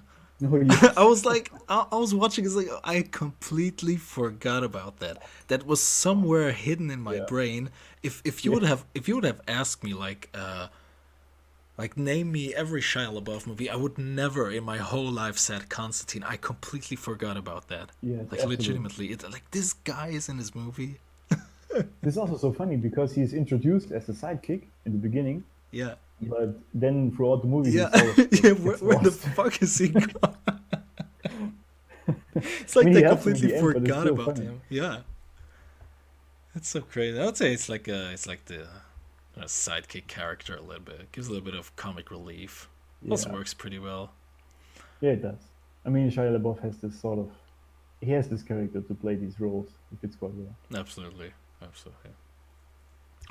Uh, you know, there's one. There are not many things that bug me with this movie. I wouldn't certainly give it a 7 out of 10. Like it has a score on IMDb, pretty much a 8.5 or a 9 in my case. There are a few things you could say this is a good thing or this is a bad thing. Let's quickly touch upon the topic of ambiguity. Because the thing is, the movie doesn't answer a lot of questions. Like Yeah, what are the what exactly are the rules in that universe?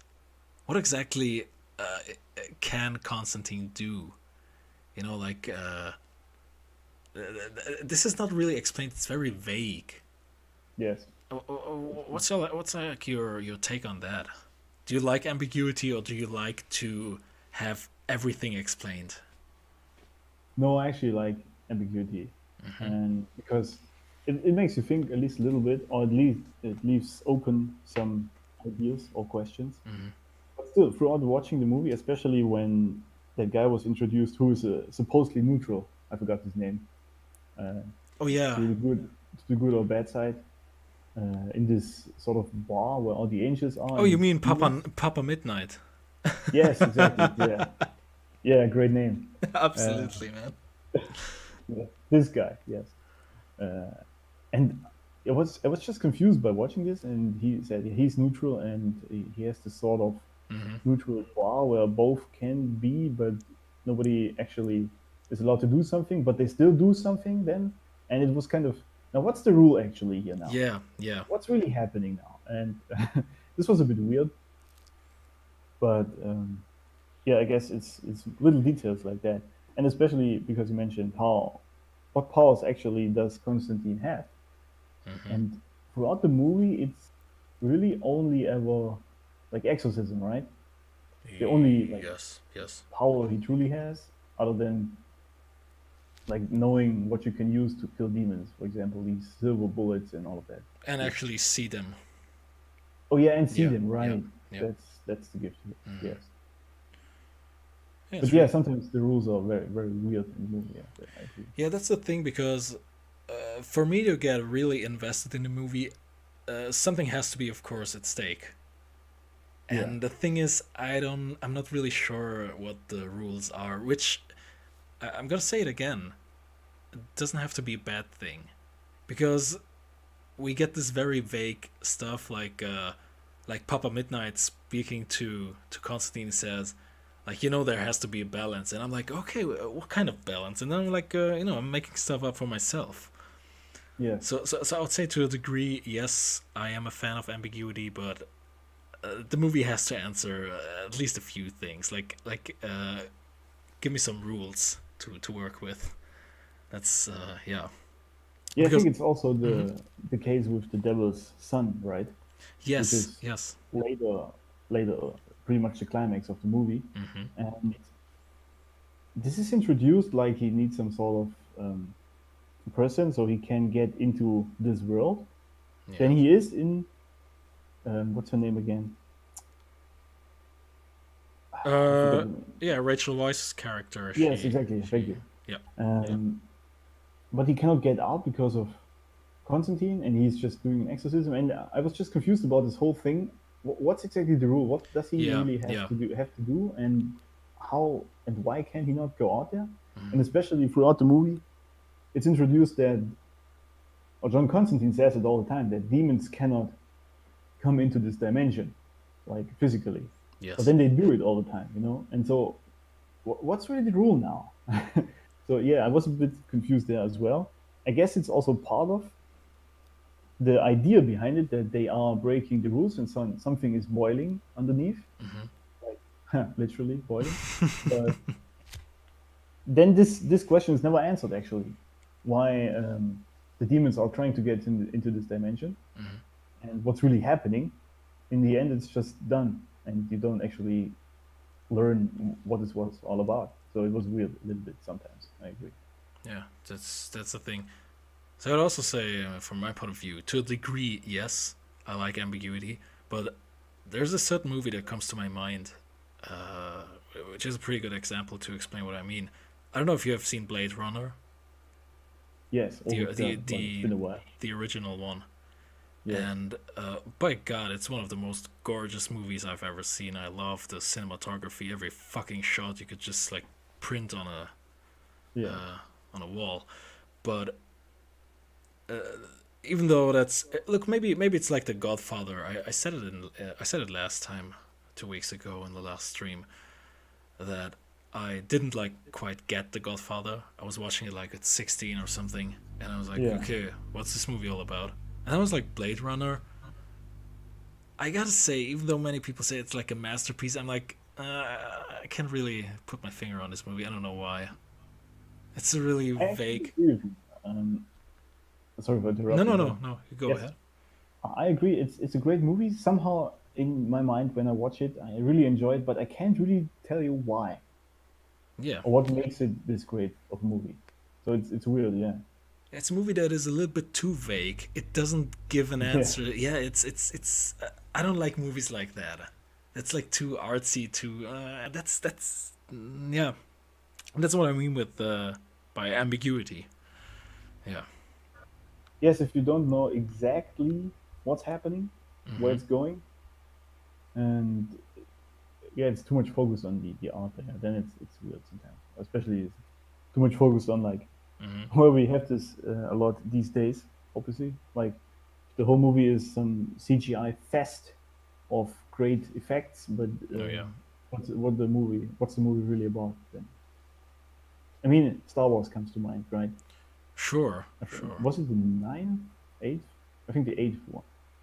Um, where this was the last Star Wars movie I actually watched. Mm-hmm. Eight, yeah, it was eight. Was it? What's the name? Yeah, it's the I don't Last know. Jedi. Yeah. Yeah, exactly, The Sure. Last Jedi. And it was cool effects and all of that. But throughout the whole movie, I was watching, I was thinking, what is this really all about? Mm-hmm. What's the story here? Like the plot? What's really the point they're trying to get across with this whole movie?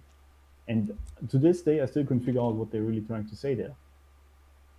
And this is something I didn't like there as well. I mean, Because yeah. the first movies definitely had something they wanted to tell with each movie, some Mm-hmm. story, even if it just might mean a correct character development to set this whole thing up.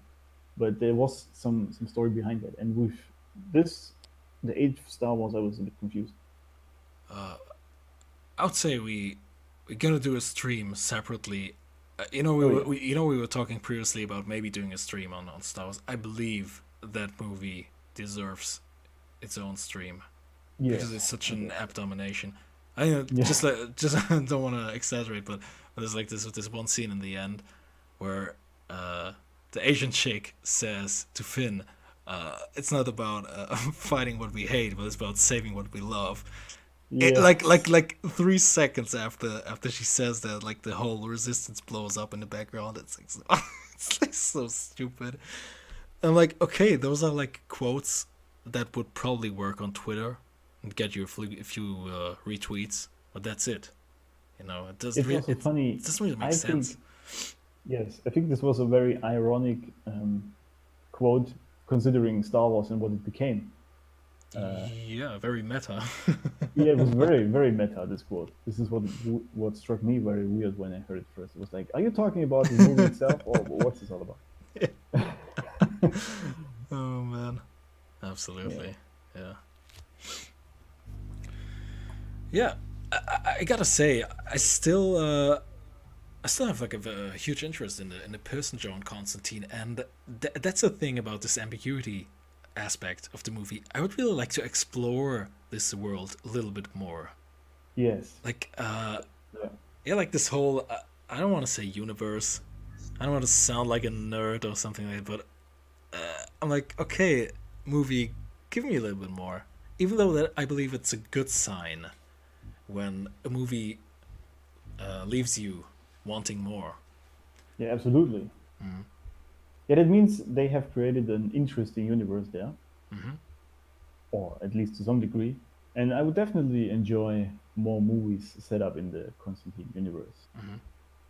If it only means I see the great Lucifer once more. Absolutely. Yeah, you're gonna see the J.J. Abrams Lucifer. Oh It's God. gonna be a good one. It's also funny. I mean, I'm going to be off topic again, but Sure. the show Lucifer, the Netflix show, is Mm-hmm. actually not bad. I was surprised by this, and it's because the premise is that the devil is on a vacation in LA Mm-hmm. because he's pissed off ruling the hell, and he's just trying to chill now.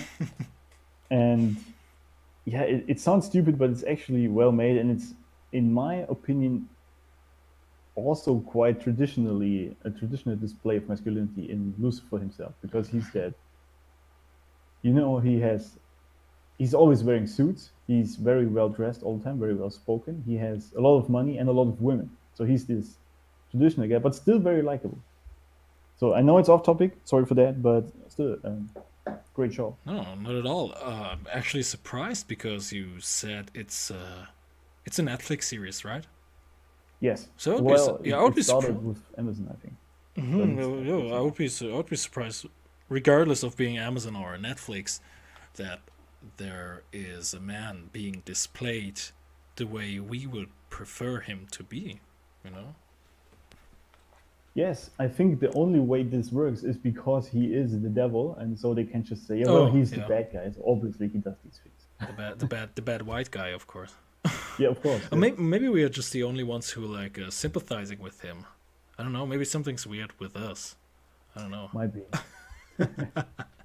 So Alex, a few minutes earlier, you said that you're not exactly religious, and Yes. I believe we touched upon this last time on take one of this I think episode, we did. which, by the way, the stream seems to work today, so everything went well. Even though I Awesome. don't wanna, yeah, but so you said you're not a man of faith, so you don't believe like in this deity and stuff. And you said, well, regardless of that, you can still enjoy those kind of movies. Like, for example, Yes. something like Constantine, or let's say The Exorcist, or whatever, right? Yes. Or Noah. Movies like that, I still like. Yes, yes. So, is it possible for you to like turn your head off for like 2 hours when you watch the movie and you're like, okay, I can believe in the reality of the stream and the reality of the movie, if you will?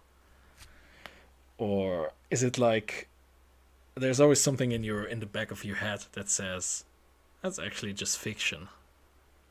Hmm. I'm asking this because I'm giving you the view of someone who says he is a believer. You know, that doesn't automatically mean that I see a brilliant Peter Stormare on screen and say, yeah, that's Satan. You know, whatever. You know, I mean, that doesn't mean I watch movies like that and say, okay, that's reality or stuff like that. So, yeah. Do you That watch is a those? tough question. Yeah, I'm aware of that. That's why you Yeah. don't have to answer if I'm like That's why giving we're you a here, hard right? time. We're not for easy questions. Yeah. Um, hmm. So I don't think I completely turn off when I watch these kind of movies. Mm-hmm. Turn off my brain and just like enjoy it as a piece of fiction. I don't think that happens. Mm-hmm. I still think about these things if they could be real. I do that, yes. When I, for example, watch Constantine or something like that, and I think, could this really be the case? For example, and maybe it is, and I'm just like non-believer. Mm-hmm. Um, yeah, it might be. I do. I am thinking about these things, and this is why probably I enjoy these movies as well, because I'm virtually looking at them and thinking if it could be the case, and if so, how would I fare in this sort of world? Mm-hmm. And as I said before, I just like these kind of movies that make me think. So this is definitely something that makes me think a lot. And maybe it's just, or still my how I was raised uh, in my subconscious, trying to make sense of this whole thing, Mm-hmm. or not. I don't know, maybe. But I definitely enjoy these movies, and I am thinking about myself or religion or deities in that whole scene or in these whole movies and watching them as well. Yeah, I do that. I think analogy is a nice thing because I don't know if I was like asking the question properly. Is it probably because of my poor English? But of course, when I watch, for example, Lord of the Rings, I kind of forget during those 3 or in that case 4 hours each movie that I am watching a piece of fiction. And I believe that was kind of like the question I had. Can you like dive into a story? Can you like turn off your brain for like 2 hours and forget that what you are seeing on screen is real? Oh, I Isn't see. real. I'm sorry if yeah isn't real. I see now what you mean. Yeah, See? absolutely. I Mm-hmm. do this all the time Okay. with pretty much any movie, actually. Mm-hmm. Yeah, Well, not any movie. Some movies are too stupid for me to go in there. Star Wars, Really? yeah, sure. Yes, Star Wars, for example. Especially the new Star Wars movies. Yes. Actually, with the old ones, I was in that universe as well when I was watching it. I would agree. Yeah. Yes. And I enjoyed this. And it's usually, I guess, mostly because you actually could relate to the characters because they were humans, unlike the new ones. But anyway, um, yes, no, I constantly completely dive into that because yeah, I can immerse myself quite well in a story. Yeah, that's weird because I have the feeling that nowadays, with like movies become more serious. Not like serious as I'm being serious, but like TV serious, Oh yeah. and like the the attention span and all of that. And I believe if you like just watch 20 minutes of an episode and then you like click on play next episode and stuff, and you're just like on your phone, you don't really have the chance to dive in. For example, if you do it in a cinema, you don't have the chance to get distracted by anything. So I'm always like, yeah, I never had the chance to actually ask you that, which is actually something very, I would say, important for me, or something that's interesting me a lot.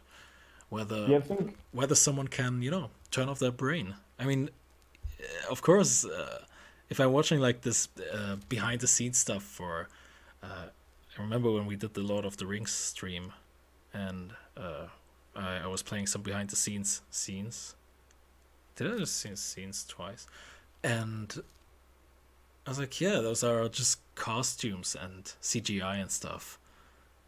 But while I'm watching that movie, or for example, Constantine, again, to get back to the topic, I forget that it's a movie, you know? It's like trying to trick myself. yeah, but I'm the same there. I truly, and there's one thing, one key thing actually, because we, both of us, were raised when the cinema was still a big thing Yes. Yeah. and Netflix wasn't. So we are just used to like focusing 1, 2, 3 hours, however long this movie rolls, just on this movie and nothing else.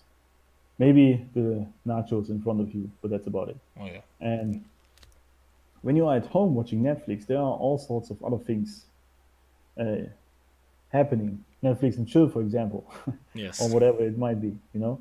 And so you are not really immersed into the movie as you would be in a cinema. This is why I still love going to the cinema when I really want to enjoy a new movie. And I think there's a very big difference in that. And I guess we can still do it. I can do it at home when not much is happening around me. Then I can still immerse myself completely into the movie.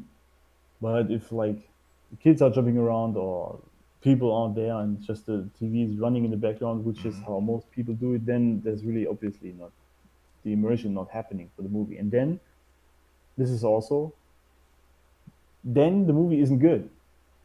No matter how well it was made and how much it might trigger your emotions, if you don't really watch it in an immersive scenario, in my opinion, then you don't like it as much as you could.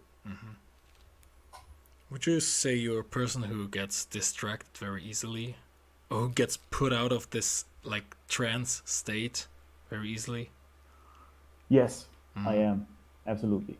This is one of my weaknesses I have been uh, yeah, fixing throughout the last 10 years pretty much to keep my focus on one thing for longer. And this is because this is actually a very key part to becoming successful with like anything. And this is something I have been training a lot. And in the cinema, it works on its own, I think, because there is no distraction. But outside of it, you really need to focus yourself. And this is something I have to work with constantly. Yeah. Yeah, that's very yeah. But by the way, like we're getting a little bit we gotta look like psychologic here. But I always wanted to ask you, and I think this is a good stream to do it because it's kind of like an open round talking about vagina candles and all this stuff. Mm. So like very broadly, very briefly, what's your take on Freud? Oh, interesting. Oh, like, Um, analyze this. well, I have never studied him like deeply, Mm-hmm. what he talks about. I just know the surface like things you hear like in media or in Mm-hmm. yeah you see pretty much. Mm-hmm. And well, it's tough. I yeah I think I agree with most things he says or has Mm-hmm. said rather. But I'm actually torn because Yeah. um, I guess you agree with that. That it's not like a yes or no answer because some things yes, some things not so much. Mm-hmm. Yeah, I believe there's a misconception about psychology nowadays. Like in the whole world, and I believe Freud has something to do with it. Like for example, we talked about topics like psychopathy and stuff like that, Yes. and how there's like such a big misconception about that. Oh yes. And yeah, This is my whole shtick pretty much. absolutely, yeah. So that's why I was so interested in what you think about Freud, like Yeah, the you see, the interesting part is that these whole things, pretty much psychology itself, especially if it is not aligned with current social agendas, let's mm-hmm. put it that way, then this is quickly stigmatized to be bad or dark or Right. whatever. And then they use this was so funny when I first studied all these nine dark traits, Mm-hmm. which men supposedly have, at least some do. Sometimes you didn't even find them on Wikipedia, for example. Mm-hmm. You could just find uh, it with a name of a disease. Mm-hmm. Mm-hmm. Like, for example, Exactly. sadism is one of the dark traits, Yes. and Wikipedia doesn't even have an article called sadism. It has sadistic personality disorder or something like that. Mm-hmm. And this is the issue because sadism itself, obviously, it has bad traits to some degree if you use it wrongly and if you're consumed by it, but it Mm-hmm. can be a very, very helpful tool if you know how to use it properly. And this is the key part here. But society has stigmatized it to be bad. Mm-hmm. And then you see these things online and you search for sadism, and the first thing you come across is a personality disorder Mm-hmm. or an illness. And then you're like, all right, this is obviously bad for me, but it isn't, which is the whole thing I talk about, how to use these things which are within you, because any man has some sadism within him to some degree, Mm-hmm. and yeah, it can be very useful if you use it right, but if you are consumed by it, obviously, like most of these powerful things, then yeah, that's bad. But to get back to this is how society usually acts with psychology, Mm-hmm. and this is why you really have to dig deep yourself if you're interested in these kind of things. Mm-hmm. Judge for yourself if it's helpful or not. Yeah, because I see the people who are like sometimes referring to Freud, and I don't really see a connection there. I don't really see like people I can identify with. That's why I mean, okay, I also believe like in Jesus, and I have a problem with most people who believe in him. So I wouldn't necessarily draw the connection there, but yeah, it's uh it's a tough one.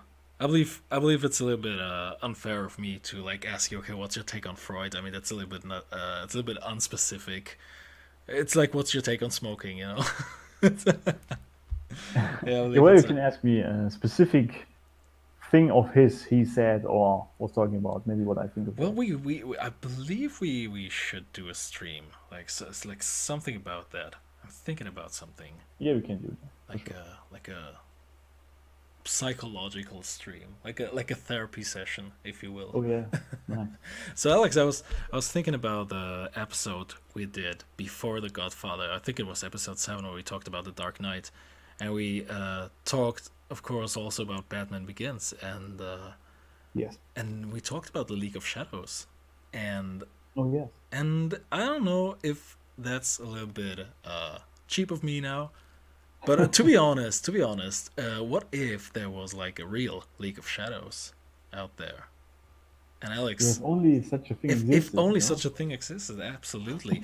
Uh, Alex, I have heard that you have made something like that with the same name. Uh, it's actually one of your programs, and this is gonna be a question. Maybe you're gonna hate me for it, but I'm going to ask you it nevertheless. What does your League of Shadows have in common with the League of Shadows in Batman Begins, and what not? Oh, this is actually a difficult question. Mm. Yeah, well, because there are many things. Obviously, we're not in Nepal and on some sort of mountain. And you don't have Uh, to like collect this blue flower to get in. exactly. Yeah.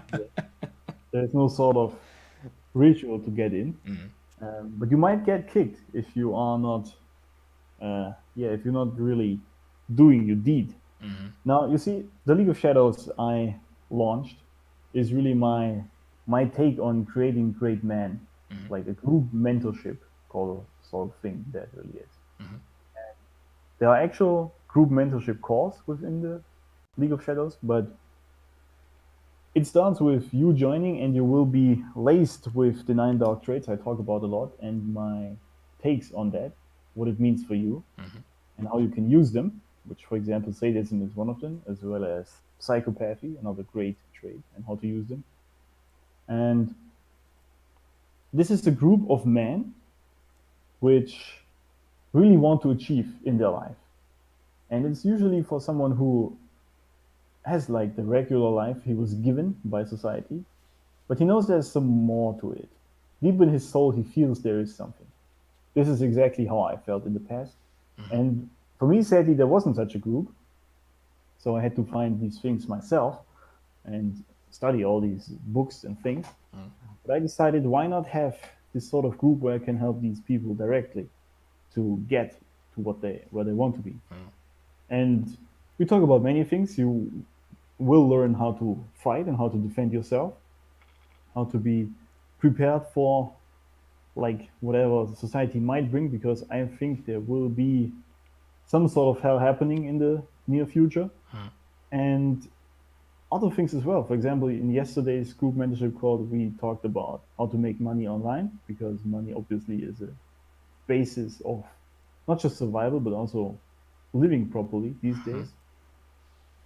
So the League of Shadows is a very exclusive group. It's actually limited in how many people I will get in, because I want to, yeah, teach people directly. And obviously at some point my time runs out, so I have to like limit that. Mm. And it's really the the only way to get directly in contact with me and other men who do the same thing as I do, or at least try to be, yeah, better men in the world and not society's viewpoint on it. And this is why I created the League of Shadows. Yeah, and I called it that because it uses mostly the dark traits, Mm. which are considered dark by society, but I don't Yes. think they are. But I run with that because I enjoy being stigmatized as the Dark Lord. It's kind of quite funny to me. Yeah, I gotta say, like, you were just giving me a little, like, uh, briefly glance on what you can expect there. And I was like, okay, this has nothing to do with the League of Shadows, like in Batman Begins, and it No, all absolutely not. and it does a little bit, you know, it Well, does a little bit, like, and I'll think about like Ra's al Ghul's ideology of the way he views society yeah, actually has something in common the way you and your League of Shadows view society. yeah, You you're know, right. just talking about the fact that you know that there's something wrong in the first place. You know, like not talking about your methods, but just like, okay, see guys, there's the world is actually burning. You know, more or less. You know that you mentioned it. Actually, you're right. Yeah, I might have more in common with Ra's al Ghul than I thought. Mm-hmm. Yeah, I Yeah, gotta no, do but it. it's Yeah. definitely yeah, it's obviously not exactly the same, and we don't have these cool body armors, but maybe at some point we will.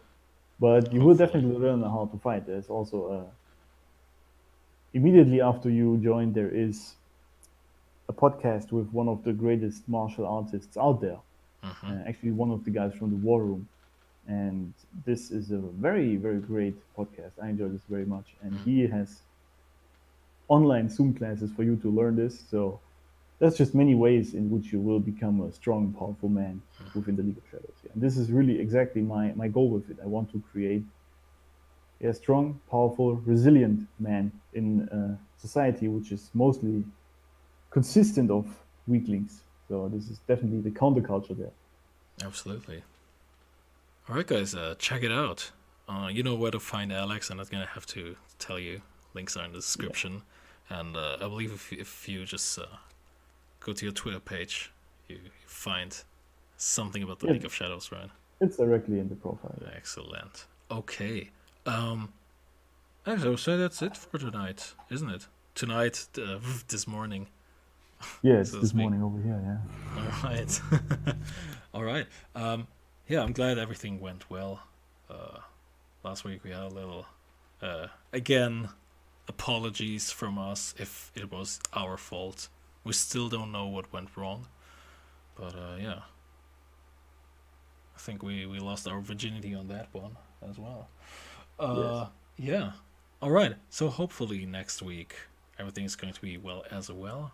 Next week we have our 10th anniversary, or at least our 10th episode.